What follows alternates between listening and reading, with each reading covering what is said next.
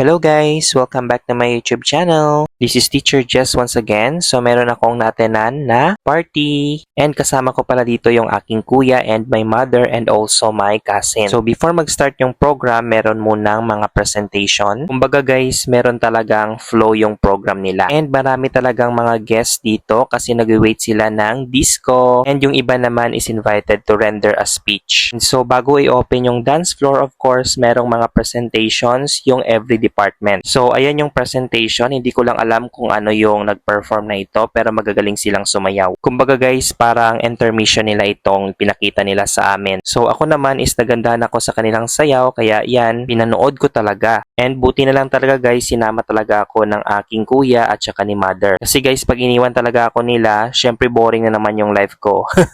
Kaya yan mga guys, at naaliw talaga ako sa kanilang sayaw. And after nila guys sumayaw, ayan, meron namang kasunod. Syempre, hindi papahuli dyan yung ating BFP or Bureau of Fire. So, hindi lang sila magaling sa pakikipaglaban sa apoy, magaling din silang sumayaw mga guys. Nung nanonood ako dito mga guys, ayan, merong mga taong naghihiyawan kasi meron talagang gwapo na nagsasayaw. Siguro guys, nagugwapuan talaga sila kaya panay yung kanilang hiyawan, o diba? And yung iba dyan guys is napa-video kasi magaling talaga silang sumayaw. At kami naman sa upuan ay naaaliw talaga. And after ng BFP ay sumunod yung PNP or yung police. Diba? Magagaling din yan sumayaw mga guys. Siyempre hindi naman sila magpapahuli sa kanilang mga talent na ipapakita sa amin. And yung outfit talaga nila is parang street dancing talaga yung kanilang outfit. Kaya hindi mo talaga sila mahalatang police.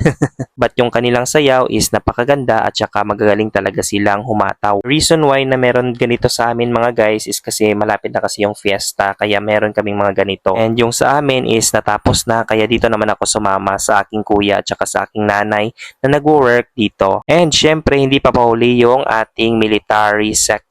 Ayan, so meron silang dalawang participant. So dito naman yung kanilang sayaw is napakahirap. Hindi ko talaga ito kayang-kaya. Pero silang dalawa talaga mga guys, kung titingnan nyo, napakagaling talaga nilang sumayaw, o diba? Yung kamay nila at paa ay mabilis. And maraming mga visitors na naghihiyawan kasi dalawa lang sila at sila yung representative. At ayan mga guys, at napakagaling talaga nila. Grabe talaga yung kanilang talent na ipinakita sa amin. At syempre, hindi mawawala yung palakpakan sa kagalingan ni ma'am at saka ni sir, o diba? And after a while, ayan, at nag-start na yung opening salvo. Ayan, so yan yung opening salvo nila. So after that, magsa-start na yung disco. Kumbaga mga guys, sila yung nag-open ng dance floor. And so ako naman, hindi ako nagsayaw dito. Ayan, nanonood lang talaga ako sa kanila kasi hindi naman namin to night eh. Pero pag night namin to, siguro kanina pa ako sa dance floor. Syempre, nahihiya talaga ako pag hindi namin night, o diba? Pero yung aking nanay, syempre, sumayaw ko together with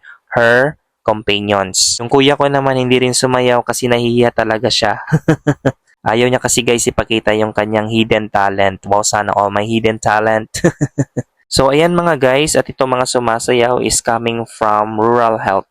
Ayan, so sila yung sumasayaw dyan sa gitna.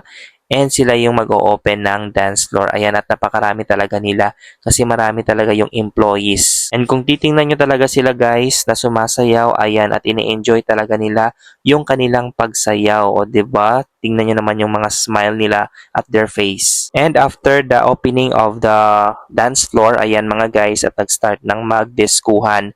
Ito talaga yung hinihintay nila. Syempre, it is a form of exercise, it is a form of enjoyment, at syempre, minsan lang talaga magganito kasi busy naman sa work. Kaya kung makikita ninyo, enjoy na enjoy talaga yung mga sumasayaw, o diba? Syempre, nakikita-kita din dito yung magka-classmates, as well yung kanilang mga batchmates. So, yan lang guys, and thank you for watching. God bless!